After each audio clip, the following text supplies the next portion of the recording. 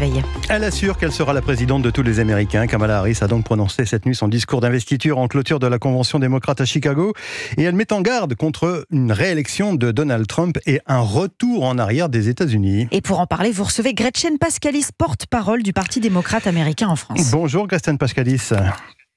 Bonjour. Qu'est-ce que vous avez pensé de ce discours d'investiture ?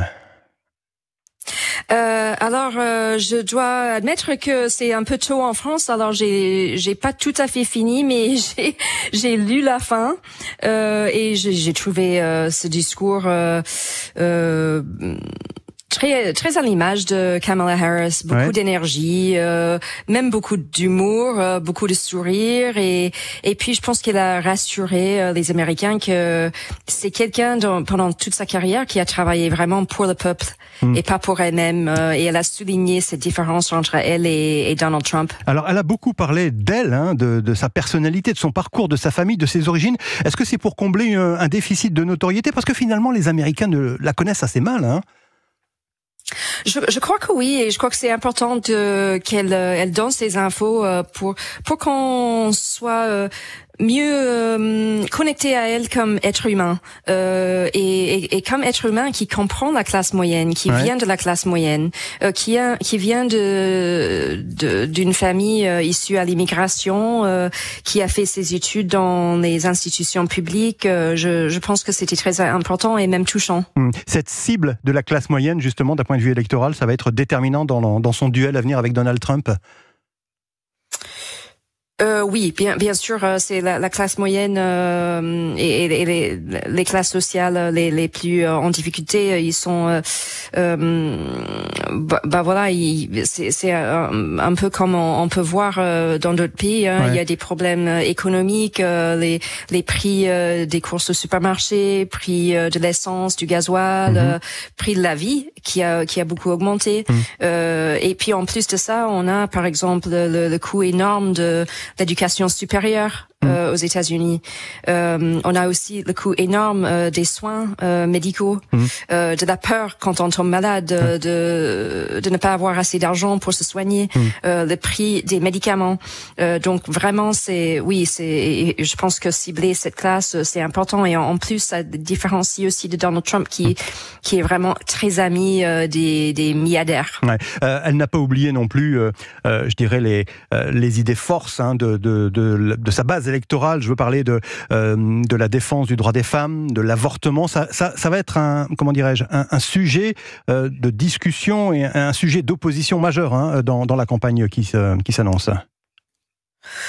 Tout à fait, et je pense que la façon dont le Parti démocrate aborde ces polémiques en ce moment, c'est que c'est la liberté. C'est ça. C'est la liberté personnelle, c'est personnel de décider si on veut commencer une famille ou pas, si on veut avorter ou pas. Aussi, si on a des problèmes de fertilité, si on doit faire appel à d'autres méthodes que les républicains sont contre, et aussi ce qui se passe dans nos chambres, dans nos maisons, c'est personnel, et je pense que le fait de souligner ça, c'est très parlant. Elle vise juste, selon vous. Cela dit, Gretchen Paschalys, Kamala Harris va devoir assumer d'une certaine façon aussi l'héritage de Joe Biden, notamment les échecs en matière de maîtrise de l'immigration, même si elle assure qu'elle garantira la sécurité aux frontières des États-Unis. C'est un point faible qui risque de compter, non ?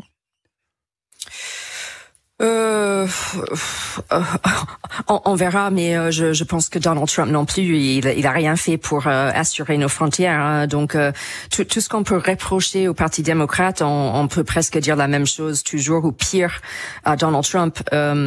Donc oui, bien sûr, l'immigration, la protection des frontières, c'est un sujet important de bien gérer l'immigration. C'est aussi quelque chose qu'on voit non seulement aux États-Unis, mais un peu de partout.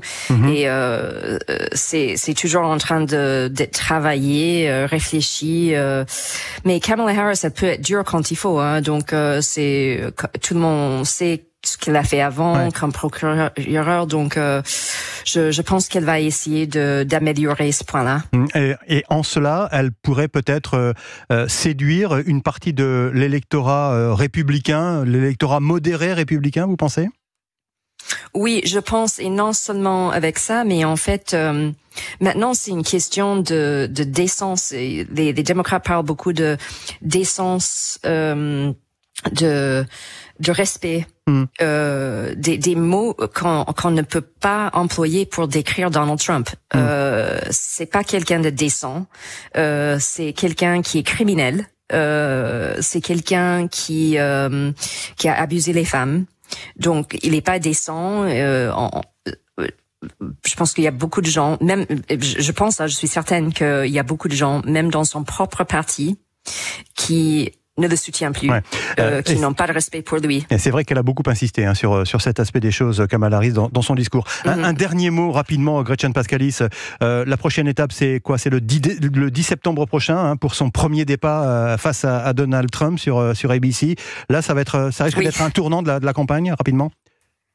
Nous, on a hâte.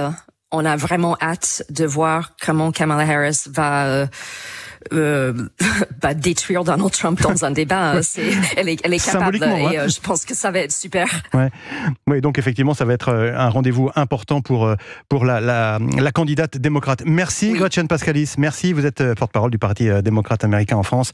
Merci d'avoir été en ligne ce matin sur Europe 1. Bonne journée à vous. Europe 1, il est 7h47.